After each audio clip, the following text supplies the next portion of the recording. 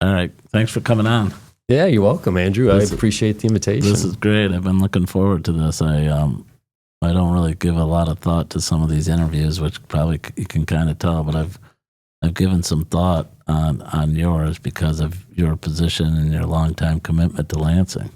Yeah, well, I appreciate it. I've followed the podcast a bit, and I've seen some of the guests you've had on here, and I'm pretty honored. I've got some big shoes to fill. I think you had Mad Dog on here just recently. Mad Dog was big shoes. So. Mad Dog was, I didn't ask him. He told me he was coming on, so it was like, okay. You know what? I met David. My first job out of Michigan State, I worked for a local newspaper chain called Community Newspapers, selling advertising out of Grand Ledge. Right. And I met David there. And David, so I've known him 30 plus years. Was it Town Square? Or it was called Community Newspapers. And then LSJ ended up buying that chain for, after, I think it was it Phil Powers? Maybe kind of started Community Newspapers I think back then. So, So you were born and raised in Lansing? Born and raised in Lansing. And you've got to be like 59, 60, right? You know what? Big birthday this year. So you'll be 60. I'll be 60 this year. And you were in Jerome's class, right? I was. You know what? Jerome and I, we started kindergarten together at Barnes Avenue. Right. And so I would have been I was just a year older, so I would have been in first grade. And you lived, what was the cross street that you grew up on? So I grew up on Ellsdorf Street, which Park Avenue and Pattongill and right into Quinton Park. Right. So, not too far from where we grew up. Half a mile, maybe, not even that. I don't know. Quarter mile. I mean, we went to that fish factory all the time, and, from there, you're probably a pitching wedge or something, right? Yeah. It was a great neighborhood. Bottom of the hill. And you went to Barnes Avenue, right? Barnes Avenue. Dwight Rich. And I don't know, do you have siblings? I have a younger sister. And there was a 9-year difference between her and I, though. So. Oh, well, that's big. And then did the Robinsons live over there too, and or not on Ellsdorf? Mary and Kelly. Yeah, they were my back neighbors. Our backyards backed up to each other. That's funny you mentioned that name. Yeah, Mary, Kelly, and Dan. Dan reached out to me the other day, and I actually need to get back to him. But then, and then was there a Shane that lived in? Shane, he was a little older than me, maybe. Yeah, Shane Locke. Yeah, they were next door neighbors. So those are some names. Yeah, we used to. I assume you were, although I didn't really remember you, but you spent a lot of time at Quinton Park, right? A ton of time at Quinton Park. Right, baseball and sledding and basketball, sledding. Remember they used to freeze the ice skating rink. Right. And, back in those days, I mean, the parents, we were just gone, right? The hot house. Yeah, the hot house. Remember the hot house? So we used to sit at top of the hill in the summer, and we'd watch the city Parks and Rec team come out and do the softball fields for the games that night, and then we would go play on those fields and just destroy them. Yeah. I mean, spent hours, and I assume you had a bike like everybody else, and that's basically you got on your bike. I mean, the idea that you'd ask your parents to take you someplace, I mean, that was just out of the, right? Yeah, they weren't taking us anywhere. No. We were just out and about, and fairly safe neighborhood. I don't know if you ever crossed MLK too much. I know that we didn't really. You know what? It's funny that you say that because I didn't. And like you had friends that lived over there and grew up around the St. Casimir's Church, as I know your family obviously were, that was your parish, but we really didn't cross over. So it's funny that you say that. But going across Mount Hope into that Elmhurst area and Colonial Village all the time. All the time we were at Colonial Village, going to the store. And if you had $1 on you, you were like, man, you were loaded. Dime store, Quaff's Bakeries. I mean, it was, and it's funny you drive through there now and that shopping center is like, and it still seems like it's a pretty vibrant part of the city that just sold. Just sold. So I'm hoping, I've had my eye on it for a while. I've talked to Jerome. Jerome had it listed, and it just seems like there's something that could be done with that, neighborhood grocery store, right?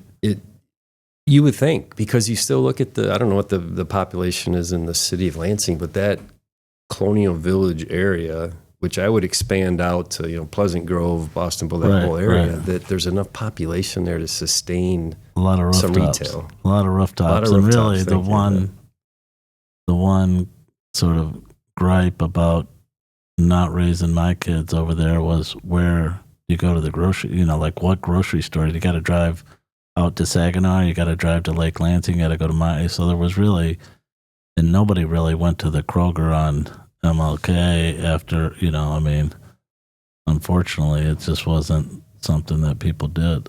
Yeah, no, you're right. And it, and even that corridor, my gosh, we could talk that all day, but, when we were younger growing up, remember, Casanova kind of anchored that. At that time, that Logan Street corridor and Casanova Logan Street. and Shaheen Chevrolet, right, yeah. What, you went to Sexton and graduated in 84, I assume, and did you play sports at Sexton? You know what, Andrew? I played baseball. I played football through like ninth grade at Dwight Rich, and then ended up playing baseball at Sexton. And had Bob Myers. Bob Myers, right? Was a baseball coach. Yeah. There, so. And did you have any deep desire to like what you wanted to be? Whether like I want to do this, or obviously when you're playing baseball, you want to be in the league, right? Yeah, well, we knew that was never going to happen. But, I really didn't, I knew that it's funny. I think at that time when we were going through in the early 80s and probably all the way through the 90s,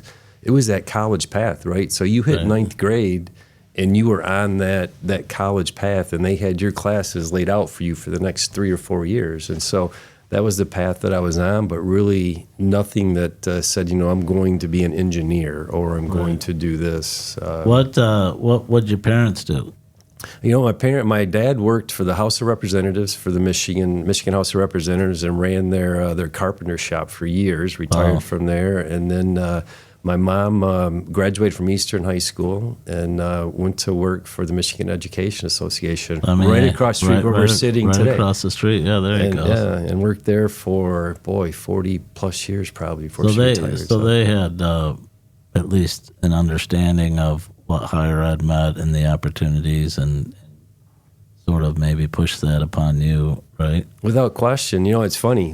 I was at dinner the other night, and I was having the same conversation with the gentleman sitting next to me, and talking about with my dad being, a carpenter and a great carpenter. His team built all the desks that are in the current House of Representatives buildings and so forth. And they're like, well, how did you end up here? I'm like, well, these hands, they weren't designed to make anything. But I think my parents probably, like a lot of parents, probably said, you know what, it's the path that, where we need you or want you to go. Yeah, I don't even think it was ever even a question. Although my dad pitched it all the time. He says, your college days will be the best days of your whole life. Not it's your future, but that it's going to be the greatest days of your life. And he would tell stories of when he was in college and, his failures and, his successes. But a lot of times how he did academically, then that he struggled and somehow became a lawyer, And well, a good lawyer, a very successful lawyer, and the name, traditions continuing on with you and other parts of your pieces of your family as well. Thanks. So tell me, you graduate in '84, and Sexton is a big school, prominent school. Academically, you can pretty much go wherever you want if you study, right? Yeah. And athletically, they're pretty good in various sports. And what are you thinking when you leave? Are you thinking LCC or Michigan State, or where did you go? So it's funny that you say that. My mom actually grew up in Tennessee, and there's a college, the University of Tennessee Martin is where the area she was from, and so I actually applied a few different schools and applied to University of Tennessee Martin. And for about a split second, I thought that might be a good destination for me. And I thought better about that. But I actually ended up at Central Michigan, and I went up to CMU for 2 years, and probably another good friend and a guy that Mike Devlin. Right. Mike and I lived together for 2 years. Mike went up there on a football scholarship. Right. And so I was there for 2 years and then came back and a year at LCC, kind of a transition year, and finished at Michigan State. Was Jeff Lampman at Central Michigan too? He was, yeah. Jeff Lampman, yep, and Lamps as we call him, and we all lived in the same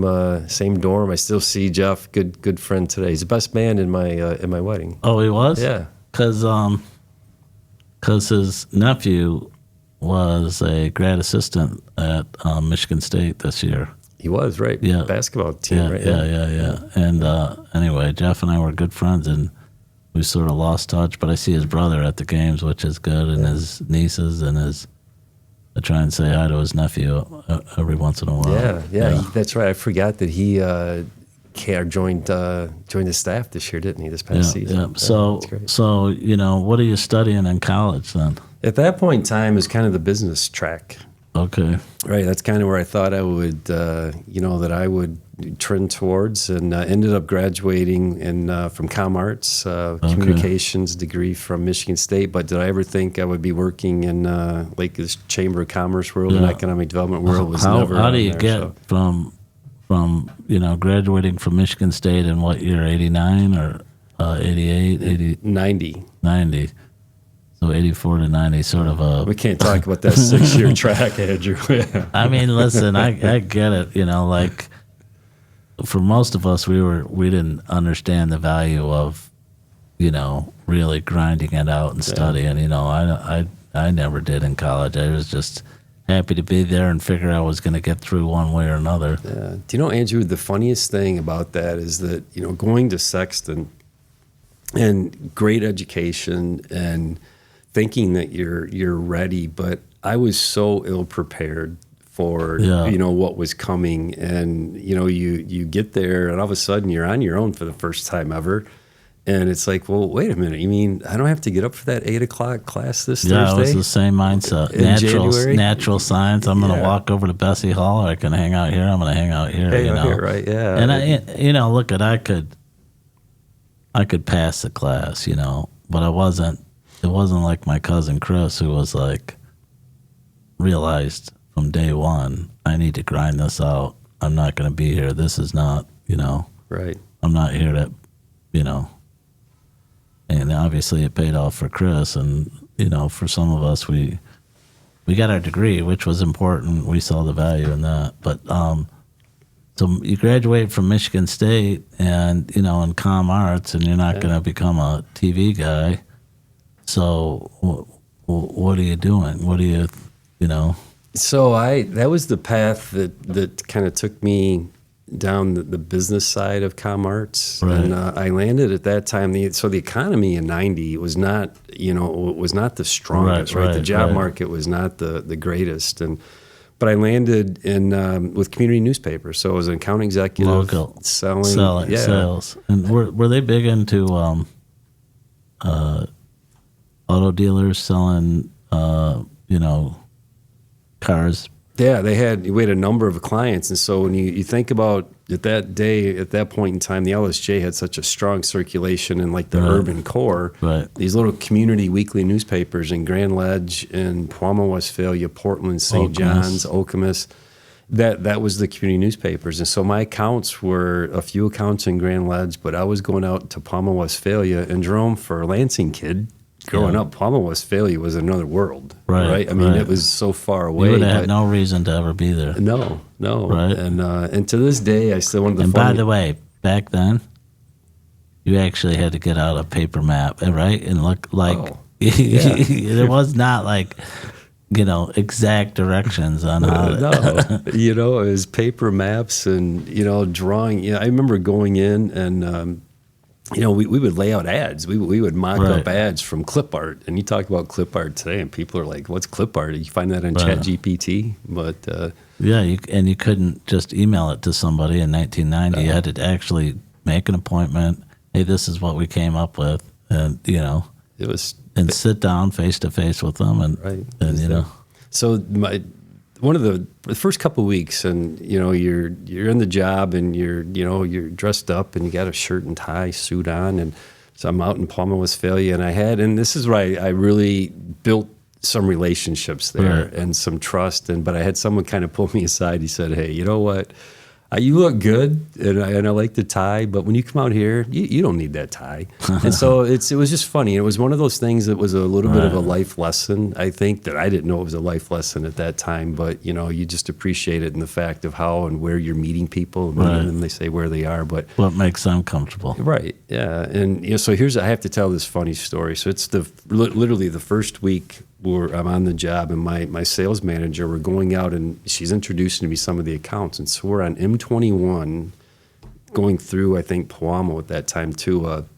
It was a hog market. They were, farmers were taking their pigs to the market. And we're on the road, and I kid you not, there's a pig running down the side of the road. And 10 seconds later, there's this farmer that's kind of like tracking after him, and the pig somehow had gotten out of the truck, Andrew. And sometimes you can't make this stuff up. I kind of looked at Nancy Block, who was my sales manager, and I said, Nancy, what are we doing? What are we selling? Yeah, you probably had never seen a pig, or I don't know if you went out to Michigan State, but you would have had no reason to be in contact with that kind of no, right? Well, you know what? So a funny story. I told you my mom, grew up in Tennessee, and I had some uncles. I had 2 or 3 uncles, her brothers, that were pretty big farmers in that northwest part of Tennessee, and one of them was a pig farmer. There you go. On top of the crops, the corn and soybeans. And so I actually, we would go down and visit them every summer. So you had some experience. Some experience, but. So how long do you do that job in sales? I was there a year. Okay. Yeah, it was a great experience, and so it was a year that I was with. And then where'd you go? So after that, I went to a company in Holt, Michigan, in Holt, called Spartan International. And a privately held company, the Krause family owned it. And if you know where Edgewood Roller Skating Rink is, it's where Black Imaging is today. So if you're familiar with Black Imaging. And Spartan did are they in Charlotte now? Is that? Nope, so completely different. Spartan Motors is Spartan International, and they was called Spartan Plastics. Then they changed the name, but they were a pressure-sensitive vinyl company. So you think about stickers, and they got their start was in automotive pinstriping. Oh, okay. That's how the company was founded. And so we had customers like AutoZone and Pep Boys. And so some of the national retailers, Kmart at that time, were some of the large customers that, so 25, 26 years old, and, you're going in on sales calls to Kmart and AutoZone down in Memphis. And at that time, AutoZone was not anything of what they are, today. So. And where are you living? So I'm still living here in Lansing at that time. Yeah. I mean, what part of town? I'm in the Colonial Village area. So the first house that we bought was right in behind the shopping center. Okay. Yeah, I know exactly where that is. So Sue Dickinson, the Dickinson family, Tim's wife or Tim's mom. Tim's mom sold us that first house. Yeah, that's great. Yeah. And were you married at the time? I was married in 1992, so I would have been married. Right about that time. Yeah, yep, absolutely. And so, how long do you do that job? I was there, I think, Andrew, like 10 years. And the company, I joke, I tell people today that it was such a great job in the industry. We not only did automotive aftermarket, we did a little bit of OEM, but we did a lot of OEM work in the marine and RV industry. Really? So you think about, at that time, Bombardier, with all the jet skis that were just kind of coming into popularity. Right. Wave runners, right? Yeah. So all of those graphics and whatnot, we did that screen printing. Yeah. And the company was sold in 99. The deal was done with the Krause family. They sold the company to Avery Dennison. So if you think about Avery, the sticker label company, right. They bought the company and ended up moving it. They kind of took it apart and what they wanted, and they moved it to other divisions within Avery. But and you stayed on board for a couple more years, right? I stayed probably not, maybe not a couple years, but after the sale, it was a shorter time period. You could kind of see where it was going. I had an opportunity. So at that point in time, my wife and I, we just had Jason at that time, but young family, and had an opportunity to either go to Cincinnati or to Pasadena, California. And we looked at it do what? To stay with Spartan? To stay with Avery, right? So transition into one of their divisions. And I had my boss at that time ended up doing that. He ended up going to Ohio, But I chose that, you know what, it wasn't the right move for us at that time with the young family. Both our parents were here, and this was kind of home. And where did you meet your wife? So you know what? It's funny. She went to Sexton. She's a couple of years younger. She was 86, and we knew each other in high school, but we didn't date. Ellen's class, or was Ellen 85? Ellen was 85 or 86. I want to say. I think she might have been 86. Yeah. I think her and Lisa were good. I think they were good friends. Yeah, they were, going through school. Yeah, for sure. Yeah, and but yeah, so we ended up meeting. Back after I came back from Central and was at Michigan State, and we kind of reconnected.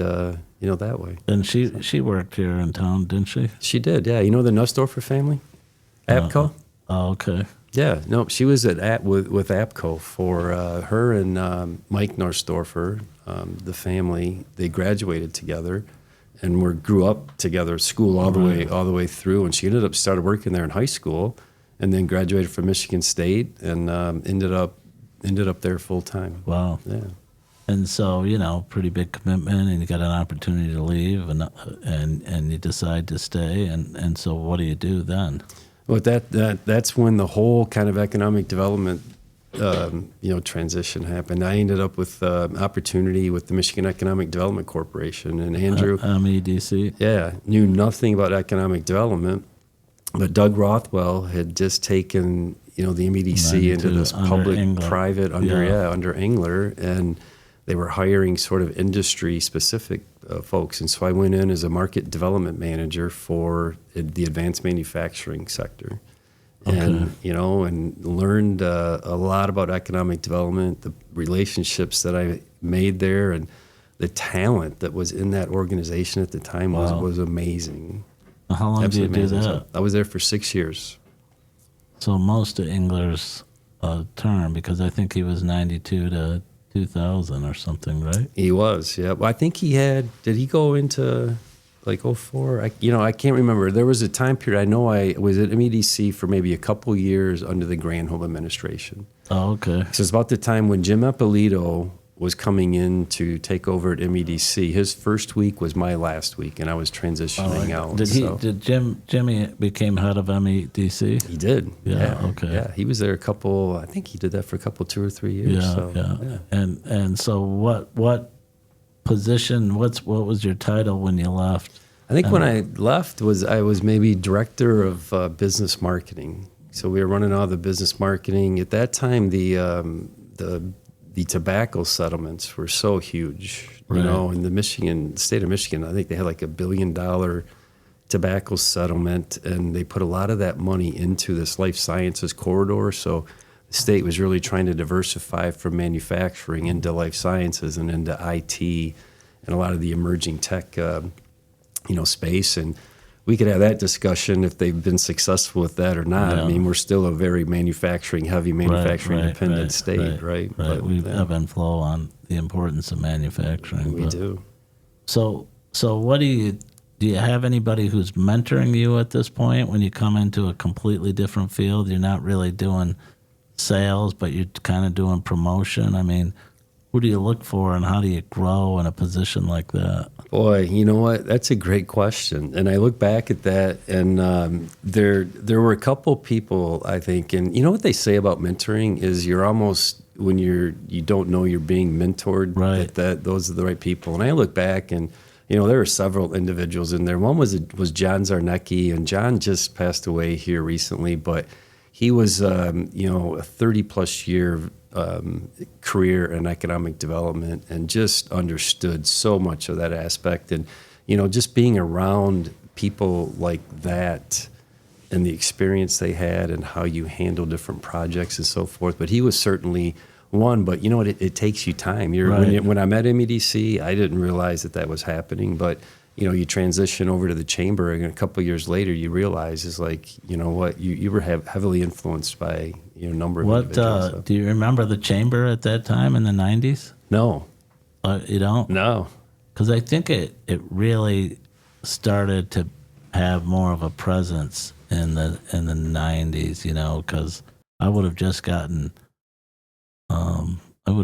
just became a lawyer in 1990, and all of a sudden there would be chamber events. And I think, to some degree, there was a lot of the chamber was tied to the Oldsmobile Classic. Right. There was a golf thing at Walnut Hills, and of course the baseball stadium, the Hollister sort of era in the mid '90s. Right. And building the baseball stadium, and the chamber had a significant, impact on that. And so it's like, but the chamber doesn't really, it employs a lot of people, but it doesn't really make any, you know what I mean? Like, it's not a governmental agency, Right. so how does it develop influence, right? Sure. And Yeah. it really turns on the leader, maybe, on who's leading it. I think it's the leadership, but I think it's also the Members. the businesses that you Yeah. represent, right? And so you asked that question, do I remember the chamber of the 90s? And I was never in the 90s not working in the community here, right? So I was Right. living here, It was but a state. Your job was state. yeah, it was state, it was national, Right. and where we were going. And so but historically, once you start at the chamber, you quickly realize the impact. And clearly, I mean, Mel Kent was running the chamber in the 90s. And quite honestly, when you look back, you could argue to say that era of, the 90s into the early 2000s, it might have been the most, position of strength that the chamber's had in its history, maybe going back to its inception. Yeah. You think about attracting, with the LPGA and the role that the chamber had with that. And so Mel did a great job. Never met him, but, knew a number of board members and a lot of community folks that had a lot of really, really good things to say to him about it as a leader. Yeah, of he the was. chamber, so. He sort of built it up and then kind of left quickly. He did, yeah. And he passed away a few years ago as Oh, well. really? I didn't know that. What? So, when do you leave the MEDC? So I left the MEDC, I say it was '05. Well, you know what? So last year I celebrated 20 years with the chamber. So I left the MEDC in '05 and started with the chamber in September of '05. Did you immediately succeed Mel Kent? No, there were a couple other individuals in between there. I succeeded Bill Suppick. Well, yeah, I succeeded Bill Suppick. Bill hired me, and then Bill left in '08 for a opportunity with the Wisconsin Auto Dealers Association. And he's still there doing that. So, Really? yeah. And so you come in as what position with the chamber? So I came in as the vice president of economic development. Okay. And there's a whole story there. Well, tell me what that would mean in regards to the chamber. Sure. Like, what does that mean your job is? So under Mel Kent's leadership, the chamber started what was called the Capital Choice Partnership. So it was a public-private partnership on economic development. So it was business attraction. So he was thinking about how do we attracting businesses into the Lansing region, how are we retaining businesses, helping them grow. So the chamber started the Capital Choice Partnership. So I was hired as the vice president of, I was really the vice president of the Capital Choice Partnership. Okay. Yeah. And tell me what, like, you're like an hour and a half away from the country going sideways, right? Right. You're in an '06, Yeah. and if you really dug down deep, maybe you could say, hey, this can't last, but the subprime lending is in high, it's at a heavy pace, right? Sure. And 2 years later, we don't know whether General Motors is going to be in business, right? Yeah, the bankruptcy, all of that, Yeah. right? Yeah. Yeah, and I don't remember when the Detroit bankruptcy happened, but it was probably about that same time. Just a couple, 2 or 3 years later, Yeah, right? yeah. So, yeah, it was a tumultuous, what do you think, for like 5 or 6 years there of amazingly uncertainty, Yeah, so, right? but tell me tell me maybe in specifics, like in that era, who are you, like, tell me somebody that you brought to Lansing or one of the projects you were working on, because Yeah. So before I started, I think there are a couple significant projects. You talked about the chamber's role with baseball stadium, and then the whole retained GM. So if you remember under Hollister administration, the chamber is very instrumental in that. There's a company that Gestamp, which is still located in Mason, was a big chamber victory. But as I started transitioning in, Capital Choice Partnership was losing a lot of its support in the community. And so, as I said, there's a great story with me starting there. And clearly I didn't ask the right questions, Andrew, when we were going through the interview process, because in week one, President Simon he called a meeting and actually held the meeting in the chamber boardroom at that time and introduced the fact that she was going to start this organization called Prima Civitas. Right. And David Hollister was going to lead it. And that was going to be the region's economic development entity. And I kind of looked at Bill and I'm like, what did you just get me into here? So I would say this, that my time at the chamber, I think we did a lot of really good things in economic development and the community and rebuilding some trust at that time. But from a project perspective and attracting business and doing any deals, it was all transitioned from about 2006 to 2008 on economic development. Meaning what? Meaning where we were going to go and what came out of Prima Civitas. Well, it was that as an organization, but the Lansing Economic Area Partnership. So I essentially was part of eliminating my own job. Oh, okay. I mean, we went through and helped kind of reestablish what economic development should look like in the region. And then the business leaders, Joe Reed at that time, Right. there was Liz Haar, Steve Alexander, Steve Resnowski were, four of the business leaders that really kind of helped establish LEAP. But the chamber was right there as well as a partner. It wasn't easy. Right. And there was a lot of ups and downs. The mayor then would have been Verge? It was Verge. Yeah. We kind of crossed over a little bit there. Hollister left and Right. went to run the State Department under Granholm for a year or two. Right. And then Tony Benavides won. He was appointed, right? And then won the special election over Verge, and then Verge beat him in the Right. yeah, Maybe 2 years later. 2 years later, right? Yeah, Right. yeah. I don't remember the exact date that was, but it was a different era. It was. And I don't know. I think but the downtown entertainment district was in good form, I think. The bars were open and Chris Elliott had his bars, and I think Jerome, I don't know when he opened up his bar. Yeah, he had his bar down there. But right, it would have been in 07, 08, 06 period. Yep. So, Well, you had, you not only had the entertainment piece, Cooley Law School. I mean, I Right. don't know how many students they had living downtown, a couple thousand, maybe more. Right. So, I mean, there was, we had the daytime workforce, we had the education piece, we had the small businesses there and the entertainment restaurants and bars for the evening. So you had that mix that made, makes an urban environment right. work. It was amazing, and quite frankly, what had transpired where, going to downtown Lansing was the place to go. Right. Right? Right. I mean, it was, whether it was Eden Rock or one of Chris's places, Tropo, or I think he had called it the Black Rose, or, he had several different places on Washington, and, then you had all of Dougie's places, the Exchange and Tap Room, and of course the Nut House, and, it was like... It was, you would know that. I mean, I probably saw you at Tropo. Right. You would go into Tropo for lunch, and you could have 6 meetings in there. You'd run into everybody, right? Everybody, Yeah. and there were lines to get in. It wasn't just the bars were crowded. They were packed, Right. Yeah. And then what was Chris's the one he had across the street? Was it Tavern? It started out as Tavern on the Square. Tavern on the Square. Yeah. That was an amazing place. I mean, we spent a lot of time there. Yep. So, as you see that going on, I mean, unfortunately, you think, well, this is just going to get better, right? We all think, hey, this is just going to get better, and it really hasn't. And, under your, from your vantage point, if we look at Lansing now, that's kind of a tough thing to see, isn't it?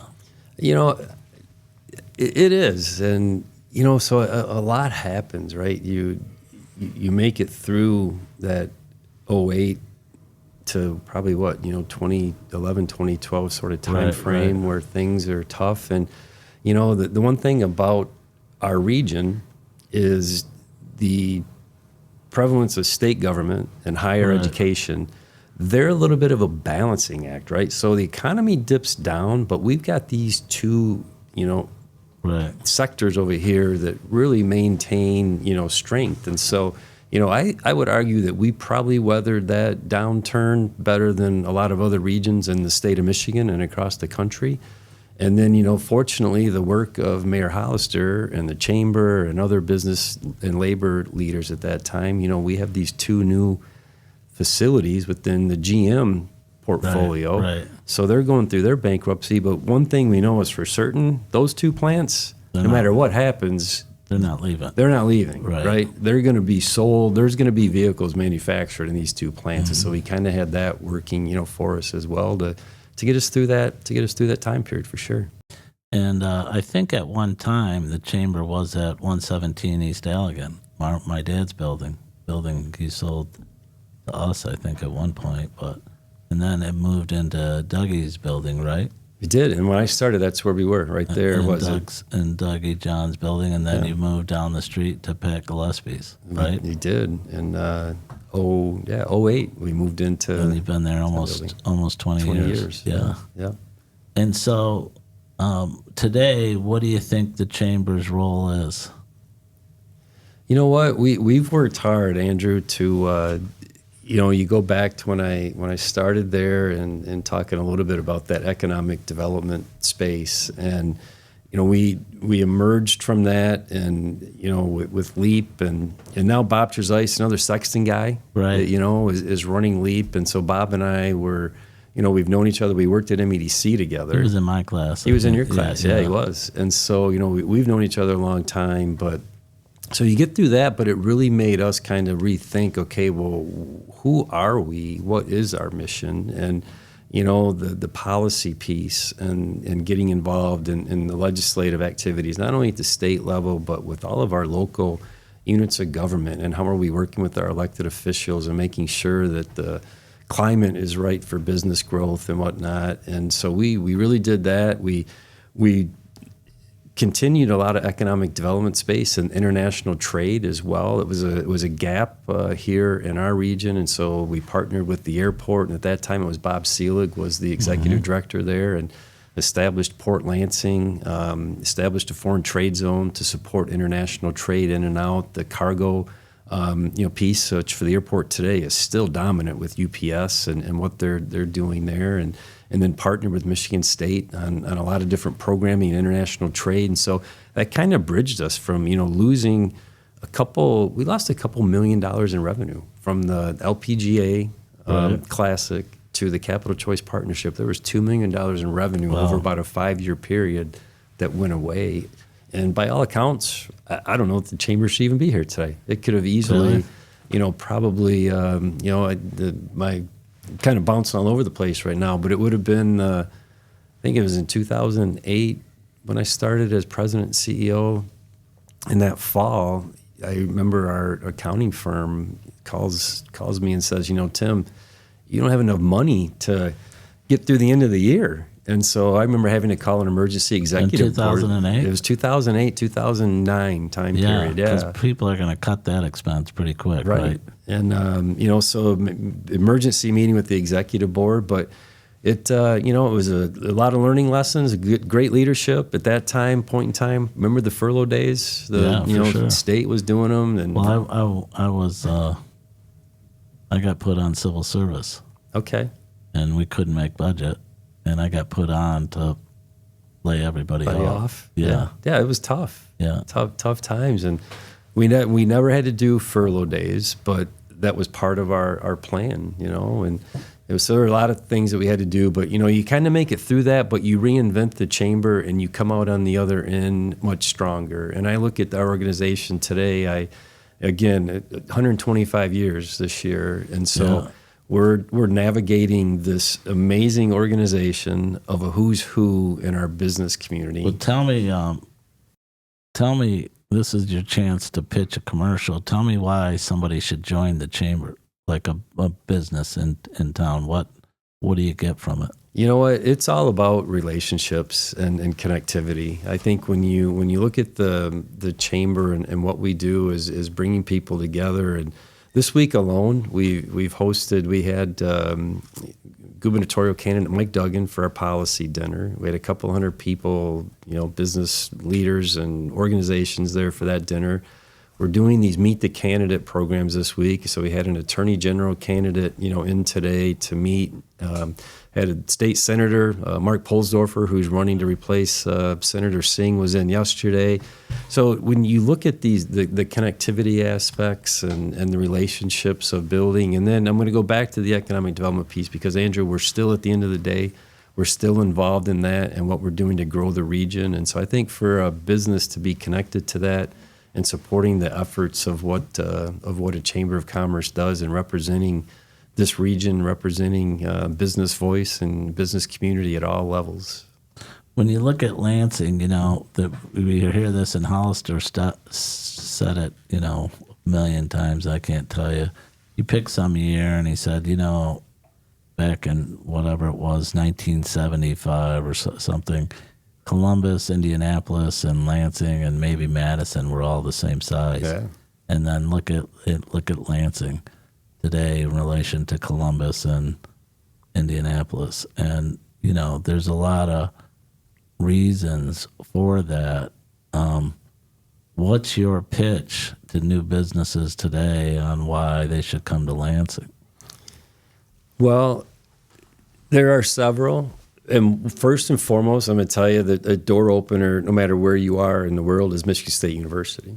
I remember we took a group to China back in 2012, and we had a delegation there. And without question, number one, the Chamber of Commerce brand, just in general, resonates globally and worldwide. So, you're a Chamber of Commerce in other countries. That is like very high level, very prestigious when you have a Chamber of Commerce that's in front of you. But secondly, right there, it was Michigan State University. So I think that MSU opens that door a lot for this region for any business that's looking to come here, right? So I think that's one of it. So I think the affordability aspect of where we are and being able to do business here in an affordable capacity. I think the workforce we have are primary drivers, utilities. I think we're very fortunate with the Board of Water and Light and Public Utility in the city of Lansing, and then consumers. It kind of fills in those gaps around here. So we're very fortunate from a utility standpoint, as well. So I think those are some of the short things that you look at. And then it's different for each company. So if it's a tech company, what other tech companies are here? But, we're looking at manufacturing businesses now with Neogen and Niowave that are kind of going into this whole more advanced, medical technology and manufacturing. So it's a diversified manufacturing base for sure, and that opens up a whole nother conversation with folks. So tell me, what are the two or three things that you say, hey, this is what we really have to work on to be, quote unquote, a world class city in Lansing, Yeah. Can we? It's probably not an easy conversation, but I think I find myself so many times now that you are in meetings and you're hearing a lot of the same conversations, and you leave there sometimes frustrated because it's like, well, why can't we get beyond where we are today? And then you start thinking about, well, wait a minute, these assets that we have here. We have a river that runs through the heart of our city. I remember being in Oklahoma City a number of years ago, and they were having dinner out on a deck, and there's a river. It's not a river, but it's a river walk, and it's packed. People are everywhere, and we're talking to the waiter, and he goes, yeah, every couple of 2 or 3 years we drain this, and we find bikes down here and other things that people throw in, and we go, whoa, wait a minute, you mean you drain it? Well, yeah, we drain it, and then we, the dam and how it's dammed up to come in, and so we're like, so we have a river, and so I think, the fact that we've never been able to figure out how to properly activate that river and utilize it as an economic driver is very frustrating. And at the same time, I think it's a huge opportunity, right? And you drive around this city and region, and it's old. it's tired. It needs help. It needs infrastructure investment, right? And so I think we have to continue to find ways to invest in our infrastructure and take a little pride in the city. We rebuild 496. I mean, I don't know, we spent $200 million on rebuilding 496 and 127, and I maintain that 496 should be the most pristine piece of freeway in the state. It's running through the heart of our capital city, and you look at it and it's ugly. And so now I'm being very critical of our city, but these are the things that we try to work on. You have to be objective. You have to be objective. I mean, I don't know that you're saying things that other people aren't saying, and you're not just a cheerleader, right? No, and that's what I think I pride myself in that, Andrew. I mean, I understand my role. I understand the role of the chamber, and at the end of the day, we are I guess an ambassador, right, for this region. Right, we need to be selling and promoting this region, but I've always taken the approach that, you know what, we're going to be more than a cheerleader. We're going to be active. We're going to have results and whatnot. I'm very proud of a lot of those results. I'm very proud of some of the things that we've been involved with that have kind of helped shape what downtown is or what the region looks like. But at the end of the day, we have every asset that we need to compete globally here today. And it's frustrating that sometimes we're not able to get out of our own way. Are we on the right path? You know what I mean? Are we headed in the right direction? I mean, everybody wants to feel like we're on the right path, but do you think we're headed in the right direction? I don't know. I would almost, flip the script here, and you're a business owner here, and what your thoughts are on that? There are days when I think we are, and then there are other days when I'm like, I don't know how we are going to ever be more than what we are today, because it's the status quo. It's just I don't understand. Not that I couldn't, but I don't. It's not my thing. I don't understand the data center. Mm-hmm. Like I get it. It's like the Rite Aid of, the 90s. Everybody wanted a Rite Aid and a Walgreens and on every corner, and now it's the data center. And they wanted to come to Lansing on what was an otherwise vacant parcel of land, right? And they had all the reasons. And I watched the guy speak in front of city council, and I thought, man, this guy is amazing. I would have told these people to go, if it were me getting those questions, I was disappointed significantly. And yet somehow, they decided, I don't know what they decided to do, but it doesn't sound like whatever they were asking for didn't seem like a big ask. And yet we drilled them down. And of course, there's always going to be people that are going to be against something, you know what I mean? It wouldn't matter, wouldn't matter. There's always people that are going to show up and be against something, but I don't understand the data center. I don't understand why we weren't like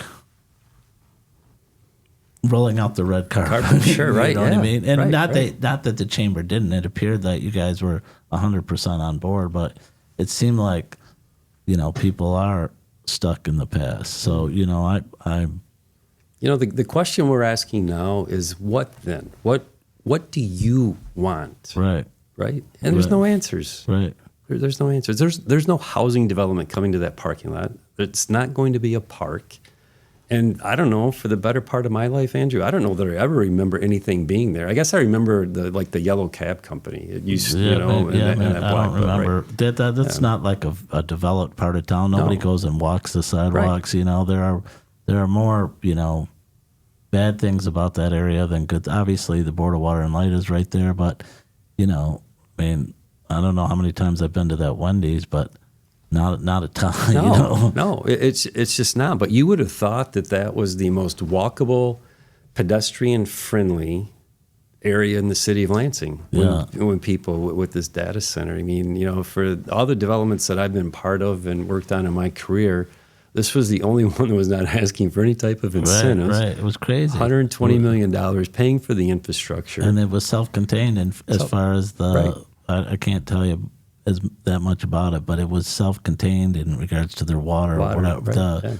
I mean, it was like, okay, but the other thing that I am critical, and I know they're making headway, is our school district. You know, I know they're trying, and I know they're making headway, but you know, Lansing Sexton, where we grew up, if you go over there, you know, I swear to God, it looks like the same desks, the same chairs, you know, the same cafeteria stuff. I mean, you know, it's just hard for me to imagine that we've made that little of advancement in regards to our schools. And to me, that's fundamentally critical, you know, to what you talk about, an inexpensive place to live. Well, it's not inexpensive if you can't get your kids a proper education, right? Right. I mean, that you'll pay whatever to do that. I mean, and I know they're making headway, and I know they're, you know, they built Lansing Eastern, and but man, well, I would have loved to have seen them build a single high school, you know, in downtown where people can bring the bus and bus or whatever in downtown. And, you know, maybe we don't want high school kids down there, but I struggle with, you know, the absence of ideas and sort of just moving forward in the way the status quo has always been, you know. Yeah. You know, we're so fortunate. We've mentioned Dave Hollister's name several times, right? But we're so fortunate to have had him in the leadership roles that he was. And as he was, you know, after he left the mayor's office and later in his career, he led a group that did exactly what you talked about right there, to do a study for the Lansing school districts and what to do. And the recommendation was one high school. Yeah. And I believe the recommendation, I've been told, I don't know if it's true or not, but I believe it is, that where Walter French is, that Mont Hope Cedar Street is like the center of our city. Right. And that was kind of like, you know, if we're going to put a high school, we'll put it right there, the accessibility aspect. And, you know, ended up going obviously in another direction. And but I don't know what the right answer is. There's a lot of conversations, right? But I think schools are important. Without question, Andrew. And without question, right? I don't think, you know, we've really figured it out. No. You know, in a public school basis. I mean, we see Lansing Catholic seems to be doing better than it's ever been. And, you know, and all the outer schools seem to be doing great. And, you know, we'll see, you know, and that's not really your thing, you know, but I mean, it's all related, right? But we get involved in a lot of those discussions. You know what I would argue, Andrew? We are the, statewide, I would say we might be the only chamber or one of just a few that has been as supportive of public education and bond and millage proposals of any other, you know, chamber. And it's been important to me as the leader of the chamber to be supportive in those areas. And most recently it was with the Ingham ISD. And I've learned a lot about education and the funding aspects. And it comes back down to so much of like, what is our education funding policy, and what and how do we change that? Because, you know, like, people are critical of the ISD for going out for a millage for a Beekman Center, but they have no other choice because there's no appropriations from the state that allows them to spend money on infrastructure and buildings. And so they have to find other paths of funding, and it falls back on the taxpayers and millages. And so it's like, my understanding is we're only one of a few states that it's set up that way. So again, we're not leading in any of these critical I've said this areas. I've said this a bunch, but if we ran the FAA like we run our school systems, we'd have a 911 every week. Without question. I mean, we couldn't fly a plane anywhere. No. But we run our school systems like it's less important, you know? And the other thing that is disappointing, and listen, I support the governor. Everybody knows I have a good relationship with her and love her husband, and I support Andy Shore. I mean, I have, and, you know, of course I was a big fan of Verge too, but we need an advocate for Lansing.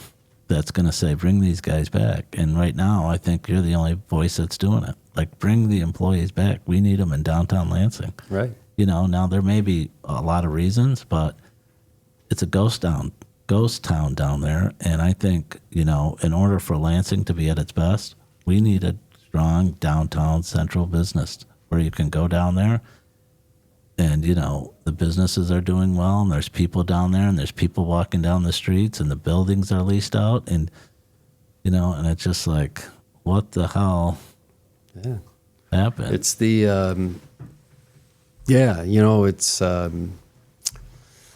trying to think. I mean, there's a lot to unpack with that, but I would say this: we are the only voice right now on the bring the state workers back, and it's not. Do I think that the state workers need to come back so that they can go spend all their money at all the businesses that are downtown Lansing? No.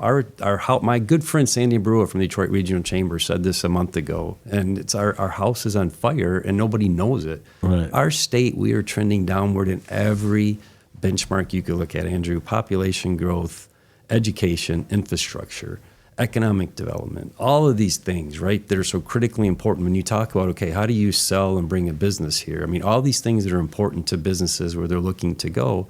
And our state employees are not present. And we just in a meeting earlier this week, and something like that came up, and it was a state employee and talking about the fact of how sending emails and communicating with people that they haven't seen in 5 years. Face to face, right?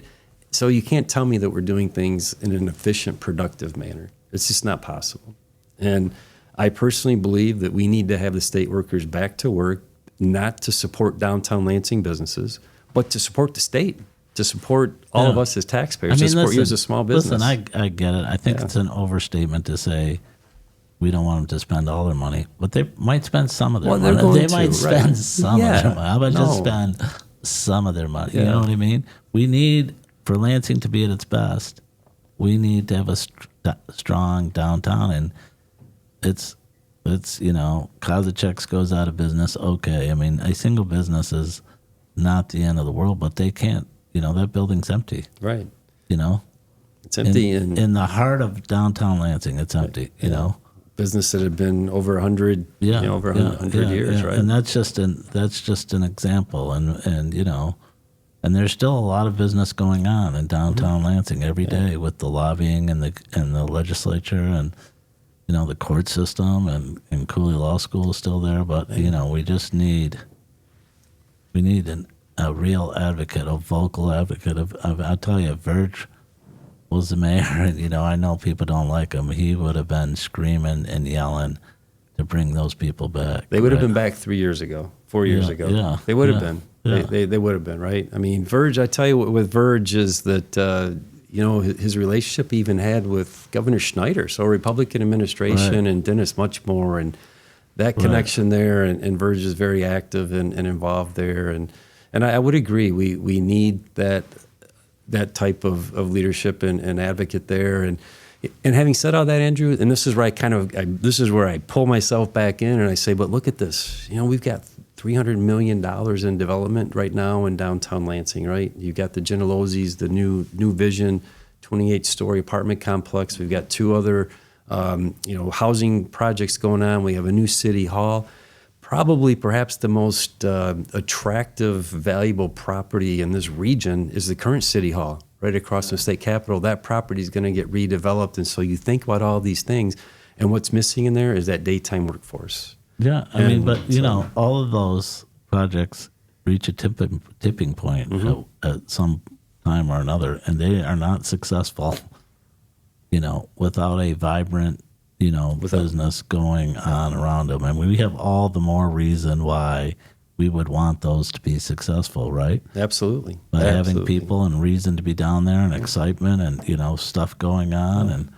Yep. It is tough to see. We're hearing more now, just in the past couple of weeks, from a couple long-time small businesses. Everyone, all your listeners would know them, and I'm not going to mention their name, but the panhandlers that are prevalent in downtown, and it's like, what can we do to kind of help with this? But what helps with that?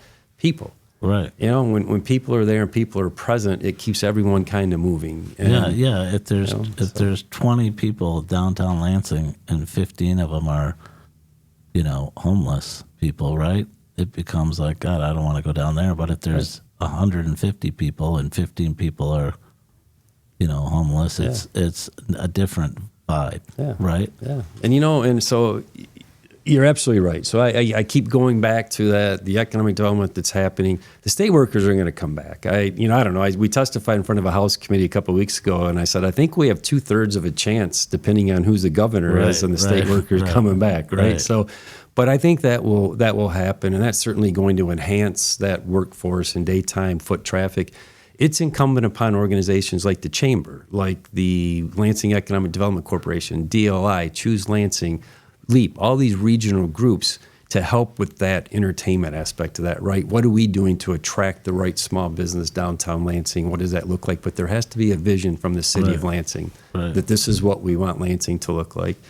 There's work happening now on the riverfront, and my good friend Lori Balmer and the Community Foundation, she's got a number of business leaders that are focused on activating the stretch from, say, like Michigan Avenue over to the new Fish Ladder Amphitheater. So you're going to see some concerts over there this summer. So there's a lot of positive things happening. But, again, how do we make sure that it's, it's safe, right? And it's a public safety aspect, whether it's perception or reality, it's keeping people away. And so what do we have to do to make sure that it's a safe, clean environment that people can walk from? Let's say they're at the Nut House, and it's like, hey, wait a minute, I'm going to have dinner at the Nut House, and I'm going to walk the river trail over to the amphitheater for a concert. Right. And, feel safe in doing that. So there are things happening, and I think that we've got to continue to, find the leadership to get some of these things across the finish line. One of the things that you mentioned, and you guys are active in local politics, and that is one of the big benefits of being a member of the chamber, right? Because, I really wouldn't have any reason to be involved with East Lansing, but I have a small project going on in Abbott, and I had to be in front of the planning commission and then the city council the other night, and then same with city council in Lansing, I was in front of them. And, I don't have time to vet the people that are running, you know what I mean? And you really do rely on your committees to make sure that they have the right mindset, right? It doesn't mean that they're going to rubber stamp every project, but they're not going to put, hurdles in the way that aren't meaningful. Sure. And certainly on rubber stamping, projects, we never expect that. We tell candidates, and we meet with, and we know them all. You know Steve Japping, and Steve's so well known, and his dad and the name and whatnot. Right. And I tell people all the time that Steve has the best ability of anybody I've ever known of building relationships. And so the relationships that we have with all of our local elected officials it's very good. Do we agree with them at the end of the day? No, not in everything for sure. But our expectations are this, is that they do their due diligence, and they do the right thing by the city and municipality that they're representing. And to go back to the data center, in my opinion, there were at least 3 city council members who didn't do that, and they got it wrong. Yeah. And that's disappointing, because I really feel like that was something, $120 million development with $2 million annually over the next 20 years, going back to between the BWL and the city of Lansing, and property tax and return on equity that were going to go to support pennies for power for residents in the city who struggle with utility bill payments and infrastructure. And even as the mayor put in his budget, increasing public safety, which everybody says, right, that we need to have more police officers on the street. And so it's all of this win-win. And, the fact that we weren't able to get just really one more city council member to see the fact that this was a viable economic development project that was going to have long-term benefit is, is disappointing. Crazy. Yeah, it's crazy. Yeah. And we're dealing with it now, the Lansing Shuffle, and kind of going through the same thing and trying to buy the building, and it's on parkland, so it's got to go before the voters. And we saw the Parks Board, voted against recommending the sale of the building. And I say to myself, why should a municipality be a landlord? Right. Why should they be owning buildings and managing leases? It'd be That's not one what they thing do. if they were gonna. Be one thing if they were gonna, had a long-term plan that was contrary to what, but they don't really. They don't. And they can always take it back. The city could always take it it back. back. Right. Yeah. I think that's in the purchase clause or Right. something. Right. So, but it's so it's those things. But so again, there's a lot of assets, not only downtown, but just throughout our region. We talked a lot about Lansing, but my gosh, we've got What do you do about the malls? boy, I don't know. Isn't that amazing? What we've seen in our lifetime. Yeah. Well, we saw what, from downtown where you had, Naps and Pennies downtown and Right. Lansing Mall gets built and what it does. But, I don't know. There's obviously, and you'd probably know this better than I do, but you follow the stories nationally and what malls are, being converted into residentials and, these entertainment zones. And I think the Meridian Mall has done a pretty good job of reinventing itself a little bit with what Jordan is doing at, High Caliber and that entertainment complex. And that's a tourist attraction. There are people coming from. I've never been in there. You've never been in there? No, Oh, you got to do it. It's, I've never been in there. I've been to the. They have an indoor simulator at the Meridian Mall, and the only thing I've been to the Lansing Mall for is the Ron DeLeon fights. Oh yeah, that's where he does those. Yeah, does he he does really? it at the Lansing Mall in the I don't know what you call it, the walkway. In the walkway? Really? Right outside the Montgomery Wards. There's a big open space, and he puts his ring in there. In there, really? Yeah. Interesting.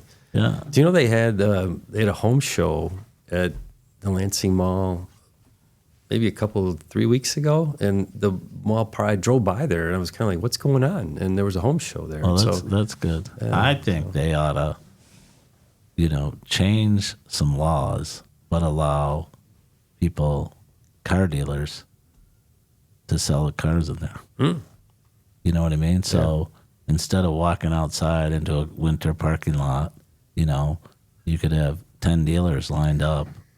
Walk in, you can see the car inside. You know what I mean? In a comfortable environment. Right. Yeah. You know what I mean? You get your financing and drive it out the back, and away you go. Because right now I don't know. We don't have an answer for those Lansing malls, and those used to be giant revenue sources for the community. Yeah, without question. Right. I think that it's getting innovative, and I say this, Andrew. I don't know the last time I've been in the Lansing Mall. It was probably in the Barnes and Noble. Yeah. And so that's a problem. Meridian Mall a little bit more because, again, the farmers market, they move indoors during the winter months. Do they? And so that's a reason to get in there. And you're in there and you kind of look around. It's like, hey, whoever, I think between the township and the ownership of that group, I think there's a good connection, there. And they're trying different things. So you got to give them credit for that. But. So let me. You do endorse candidates, right? We do, and you've endorsed Mike Dugan, right? We have. And I assume you talked to Benson and John James and maybe Mike Cox. I don't know how you decide who to interview, or I guess they've got to come and be interviewed, right? So they might not all decide to come. Yeah. Right.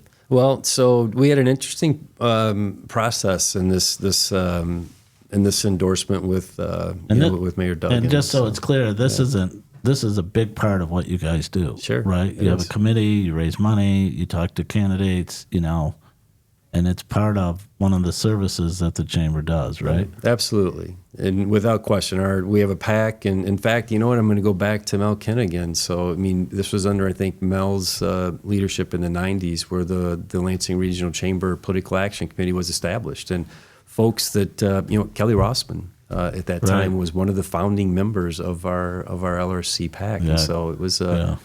So it's been around. Heavy hitter. Heavy hitters, and it still is. Our PAC board today is still, you would know, and all the individuals and all very well respected, folks in the community. But, for this gubernatorial election and campaign or endorsement, we had only endorsed in my time twice in the gubernatorial. One, and I think if I get the years right, was it 2008 when Verge ran? 2008 or 10, somewhere in there. We endorsed Verge, Angry Mayor, in the Democratic primary. And he won the Democratic primary, and we stayed out of the general. And then he lost that election to Rick Schneider at that time. And then during the Schneider-Calley campaign, their second term, we endorsed Governor Schneider. So that was it.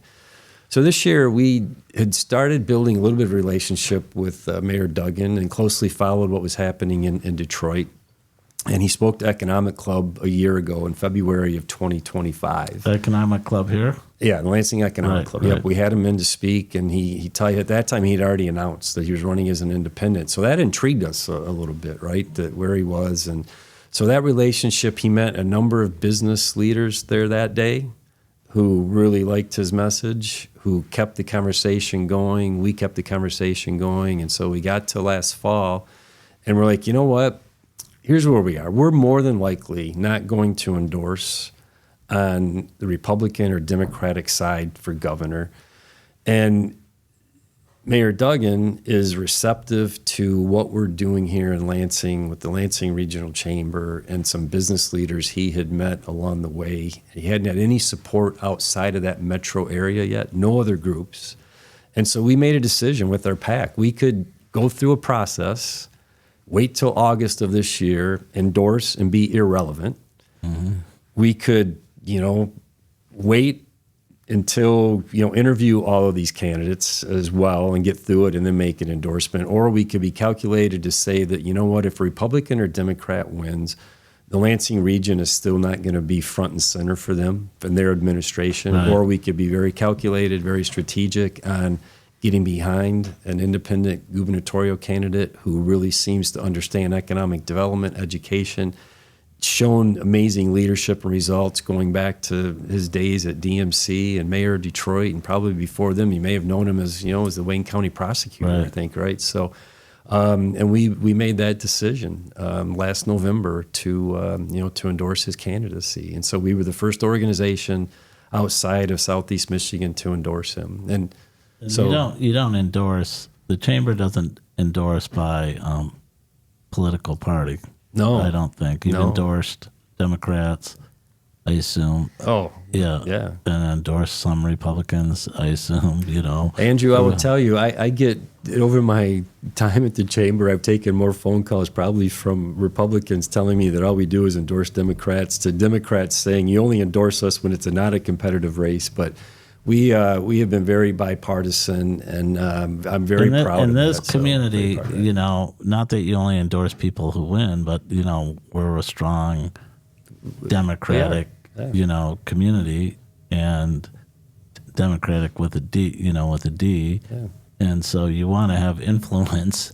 It's great if you endorse somebody who's going to lose, but you want to have influence and persuasion, and you need to be on the forefront of the people who get elected too, right? Without question. You could not, in this region, if you only endorsed one party, it wouldn't work. It just wouldn't work. In fact, you know what? Most recently, when Senator Hertel ran against Tom Baird in that congressional seat in 2024, we endorsed Hertel.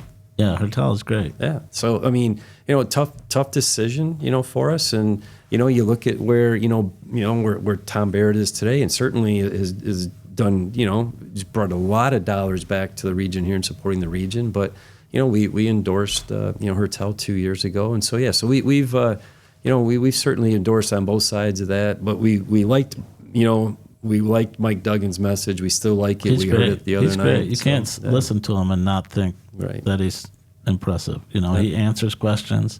He answers them probably deeper and with more thought than you would have given him credit. Not that you wouldn't give him credit, but he goes way beyond the question and understands a lot of areas of healthcare and taxes and development and a lot of things. He sounds like a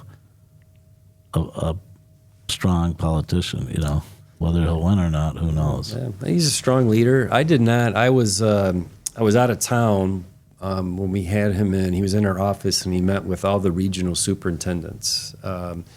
And I heard this from several of the superintendents. Everyone talks about third grade reading, and I think the data shows we've fallen to 44th in the country in third grade reading, and that's a parameter and benchmark for like incarceration, right, for later in life. And so it's certainly something that takes people follow it. But what they said about Mayor Duggan that day was he didn't only talk about that, he talked about a plan and what his plan would be to improve, that. And so I think that that's the thing that's resonating. I think the challenge he has great name ID in Detroit. I think he's going to carry Detroit. I think he will carry it over the Democratic, candidate. But, you get outstate, you get into Northern Michigan and the UP, and, a little less name ID for sure. We talked a little bit about the impact of Michigan State. Yeah. Tell me about the impact of Michigan State athletics on the area. Oh my gosh! You know what? I don't know what the dollar amounts are, but it's significant, right? I mean, you think about fall football Saturdays. There's a reason why the businesses scream when they move that last game to Detroit. Even in November, but. It's it's huge, and I think from hotel and small business and restaurants and everything every Saturday, and we just had an opportunity to meet Coach Fitzgerald. We had him at Economic Club a couple of weeks ago, and he certainly is bringing a you don't really have energy. You don't really have any say or influence on who they hire as a head coach, but certainly it impacts the Lansing region significantly. Without question. And you know what? I know we were chatting, and we ran into him and his wife at Sidebar just last Friday night. So he's getting out in the community and doing things, and he's visible and so forth. And so, when MSU athletics and and what Tom in basketball has been for the last 30 years, right, is amazing, speaks for itself. But when our football program is winning. Yeah, there's a lot of things that are right in What this do you region, think of Spartan Venture vis-a-vis the economic region? I mean, have you given that any thought or processed that at all? I don't know that I have. We've been our partnership with MSU is so good, and working closely with the administration and their government relations team and all through the school. But so we've been very fortunate with President Guskowicz. I mean, he spoke at Economic Club a couple of years ago. He moderated a discussion with Athletic Director Jay Batt last fall. Jay Batt moderated a discussion with Fitzgerald. So certainly that value within Economic Club. And Spartan Ventures has been talked about, but I'm not sure that I know enough of it and the model to really say that it's going to work or not work. But here's what I have. I have confidence in President Guskowicz and Jay that they know what they're doing, the path they're trying to go in college athletics today. And tell me the Lansing Economic Club, how is that affiliated with the chamber? So it's ours. So we started that. I think it was back in the 80s when Lansing Economic Club started. And Andrew, I will argue, and I'll put our economic club up against any other economic club in the state. It's unbelievable how many people appear for that. Yeah, it's great. And, we got another big one coming up here on energy and another one in economic development in June. And tell me what you think of our president at Michigan State. I mean, you've talked about him a little bit, Kevin Guskowicz, I mean, how important is he to the economic development of the region?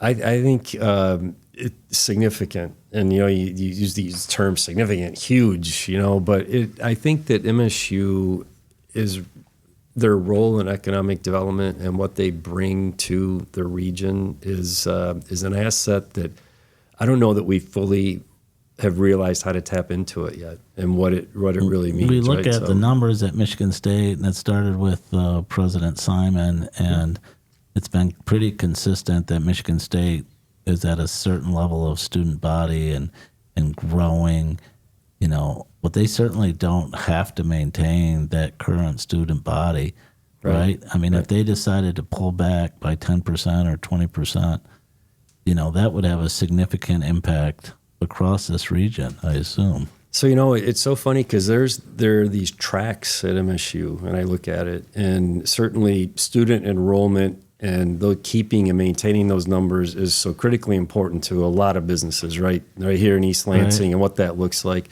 But residential, apartment, right, all healthcare, right? Because they draw on all that stuff, and they also work. They do, yeah. They're temporary employment. I don't say if that's the right term or not, but why they're here, right? They're that. But there's the other aspect of that, more on that business side of economic development and the entrepreneurial space and the venture capital and all of that R&D and commercialization aspect, right? And so I think that's the piece where we look at to say that's where the impact probably has the farther reaching and greater impact. And so Neogen, in 1982, they were technology transfer before anyone knew what technology transfer was, right? And here we are 40 plus years later, and they're just finishing up a couple $100 million expansion. You got NioWave and Dr. Grimm out of the cyclotron lab, and now what they're doing, and they're getting ready to do a groundbreaking next week on I think it's a $70 million expansion out at the airport. So these are all technologies and businesses that came out of the university. And do you have any influence or persuasion with Dr. Guskowitz to say, hey, I don't know what your thoughts are about next year, but, we'd like you to keep these numbers up? Or is it like, just cross your fingers and hope that Michigan State continues to act in their best interests? Yeah. Here's what I'll say about, Dr. Guskowitz is his visibility in the community has been greater than any president since I've been here. And I think that there's something to be said for that. And he's hosted a number of different dinners at Cowell's House. Him and his wife have opened up Cowell's House to some business leaders to better understand some of the needs and connectivities and whatnot. And so there are always those conversations that are happening, right? And so I think that influence and having the ability to, have those one-on-one conversations with him are critically important. Specifically on student enrollment, I can't say that. It's probably more in the economic development space, but he's got a good team around him as well. And so, we hope that whatever we can do to continue to support what he's trying to accomplish here in, Michigan State and the region. I think he's amazing, but part of it is you can actually talk to him and have a fairly normal conversation. Right? He's not talking above you. He's not talking down to you. He's talking to you, and he's very easy to approach and talk to, and he's been, not that I've done anything with him, but he's been good to me when I've seen him in social settings. Do you know what I've found about him is that how many people he meets on a daily basis, right?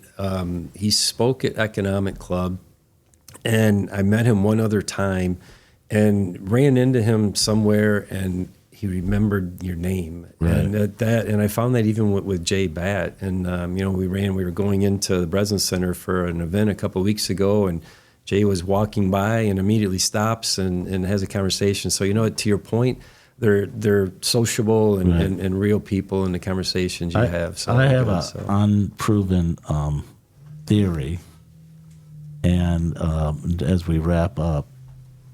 People talk about Columbus and Indianapolis and Madison, Wisconsin, and it's my theory that the reason why we didn't do as well as those communities is because we didn't have a winning football team. Columbus did, Ann Arbor did, Madison, Wisconsin did. Indianapolis had pro football. They didn't really have college, but they had pro football and they had basketball. But I think the success of Michigan State football is so critical, and for a long time has been carrying the water. We were really fortunate to have Mark D'Antonio, what I call the romantic years. Years, right?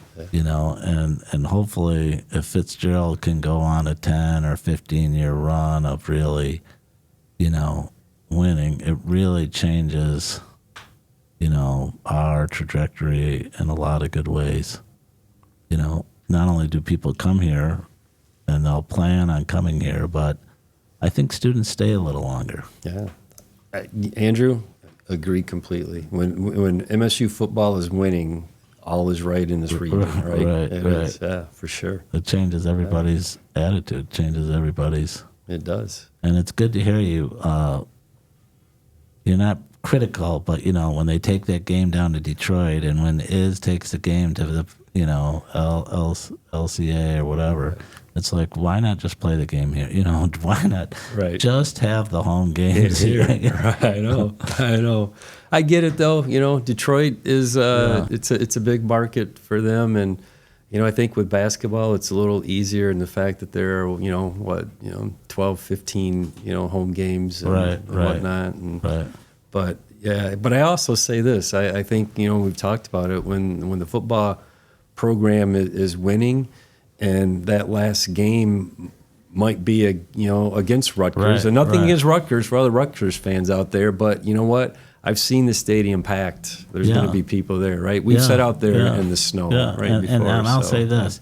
You can argue about manufacturers taking jobs out of the country or out of state. Mm-hmm. Well, it's not just manufacturers. You take a game away, you're taking jobs and time and money out of the community, and you need, not that you can be super critical, but you need somebody to advocate, hey, keep them right here. Keep the games here. Keep the winning here. Yeah. Do you remember? You will remember this day when they replaced Melting Moments, the ice cream sandwiches, with their own dairy store. Yeah. I had a few businesses that called me and they were like, "You got to tell President Simon she can't do that." I'm like, "I'm not telling President Simon she can't do that. You should do that." Simon was. Great for Michigan State. She was great for the chamber great for the community, and who was also great is Joel Ferguson. He was, and I think we miss him on a regular basis. But a lot of people who don't know him awful critical of his sort of persona. But man, there's a lot of things he could do to help us. Another good. Sexton family. We went to school with, Jennifer and I graduated together, so it's... Anyway, this has been great. It has been. It's a little walk down memory lane. I hope we didn't push it too hard in any direction, and I loved having you on. It was great, Andrew. Thank you much.